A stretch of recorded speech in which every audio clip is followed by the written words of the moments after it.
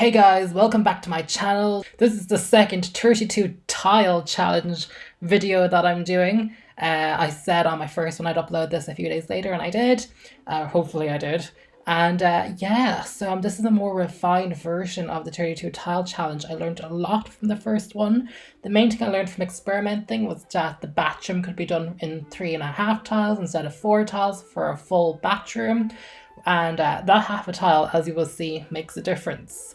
Otherwise, the bedrooms are kept the same. The main thing is about, I suppose, the placement. I kind of realized that I really need to group all the doors together. So as you can see, I literally have all the doors in those 2 tiles: the front door, the master bedroom, the bathroom, and then the child's bedroom. They all those doors need to converge there, otherwise it's just dead space. You can't put anything on a wall near a door, like it has to be just doors. So once I kind of knew that, that really determined what the shape of the build was going to be. So I'm kind of settling on a story of this being a purpose house built, to fit the building code of 32 tiles. And oh yeah, something I wanted to do for this build was give it a back door, because I kind of wanted to differentiate it enough for my first build. I wanted to up the ante, make it more challenging, fit more in the same amount of space. I was like, let's give it a front and a back door, because again, I want this to be as livable as possible. So many of the build videos I've seen would give your Sims absolutely no dignity. Like they'd be like, oh yeah, you have to wash the dishes in the bathroom, and you're like, you could have given them a dishwasher, as I have just there. And so this is a house that your Sims can actually live in. And as I said, I obviously built this before the Tiny Living Stuff pack came out. So you don't need that pack for this to have a really nice, 3-sim home for 2 adults and 1 child. And I think if you had maybe a single sim, and a single sim and a child, that'd be even better. And again, half a tile makes quite a difference. You just saw me move it there. Apologies for the wheezing. I kind of have a bit of a blocked nose. But anyway, I really like the aesthetic of this build more than my last one, because it's more modern. I prefer modern builds in general. It's always just been my style. But I'm glad I did 2 builds so I can give you both ways. This one really kind of performs better, I think, for Sims that are entertaining, watching TV and playing on your computer, while my first build was really for Sims who like cooking, because there was so many countertops in the first one that that was perfect. I kind of had a change of where I wanted to place things, but I was too afraid to touch my original, so I duplicated the room. And good call, because actually no, it wasn't a good call, because I preferred the second layout, which I obviously changed the first one with this one.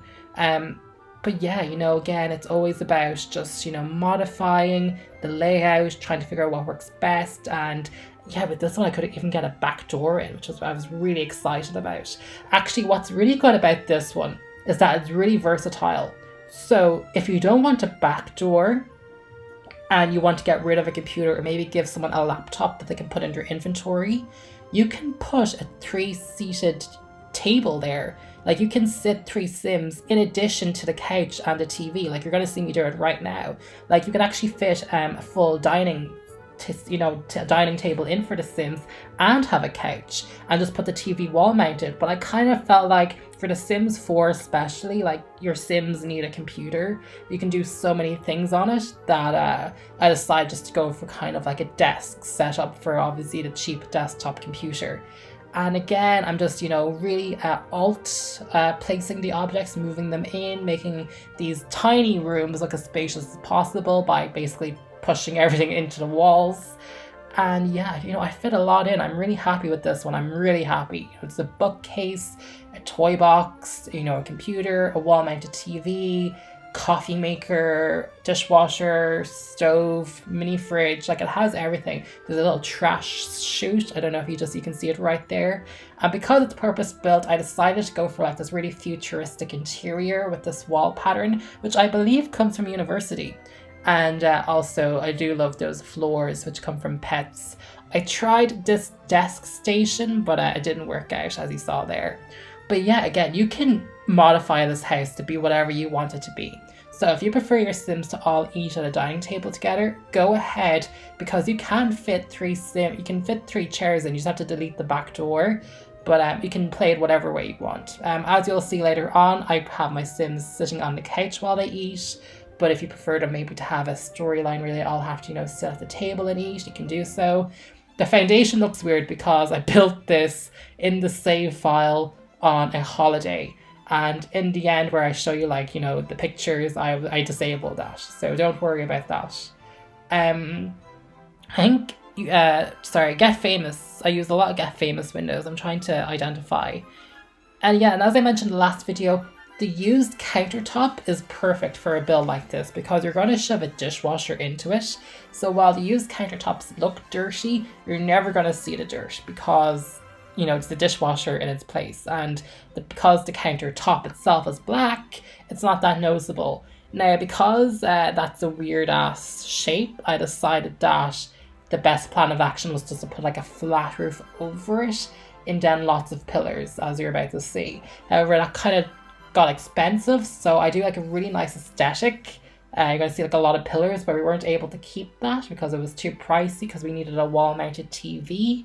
So we kind of minimized all the pillars that I do use.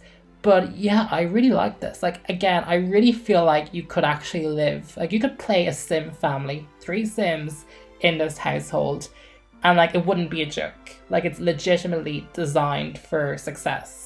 And you don't have to have a Murphy bed. It's legit 2 bedrooms, 1 bathroom. It does what it says on the tin. So I'm super happy with how this turned out. I spent hours trying to think about where to put everything, and I'm really happy with how this turned out. It kind of reminds me of the Newbie house from The Sims 1 with Bob and Betty Newbie. It kind of has that shape and vibe, although their house was even bigger. I tried to use the cheaper wall-mounted TV and size it up, but the hinge on the wall is so big. I was like, that it looks dangerous. So the big splurge of this house is that flat screen TV for sure. And again, maybe a trash chute isn't very realistic, but in The Sims, there's a lot of things that aren't realistic. So I'm like, this house has a trash chute. I really liked how it turned out. I think it turned out really, really, really well. I got a few more decorations in soon. And it feels like a real property. I think it's really cool. I wasn't sure what back door to put in this house because it's modern. And there aren't really that many modern back doors unless you go into double wish category. And obviously we do not have double wish. So I went for the dine out door there. And obviously I just put some paintings in to show what the kids' bedroom is. And I put that was a really expensive painting considering our budget.